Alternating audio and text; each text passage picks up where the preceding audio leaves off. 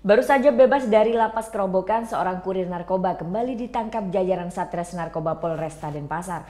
Dia ditangkap lagi setelah pengembangan dari 4 tersangka yang sebelumnya ditangkap saat berpesta narkoba.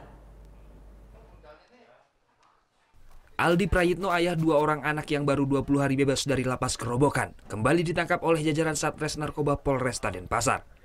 Dia ditangkap setelah adanya hasil pengembangan dari 4 tersangka yang sebelumnya tertangkap saat pesta narkoba di sebuah rumah kos di wilayah Ubung, Denpasar.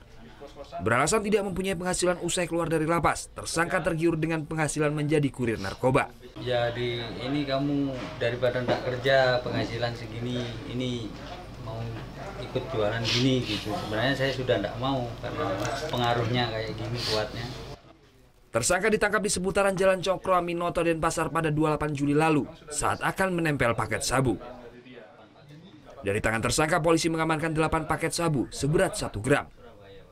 Yang terakhir tersangka merupakan residivis dengan nama Edi, jadi baru 20 hari keluar dari lapas Kerobokan yang sebelumnya menjalani hukuman vonis 2 tahun dengan kasus yang sama. Sebelumnya jajaran Satres Narkoba Polresta Denpasar menangkap 4 orang tersangka pengguna sabu. Mereka ditangkap bersamaan saat sedang menggelar pesta sabu. Dari 5 tersangka tersebut, berhasil diamankan 11 paket sabu dengan berat 1,24 gram sabu. Mereka terancam hukuman minimal 4 tahun penjara. Surya Sanjaya melaporkan untuk NET.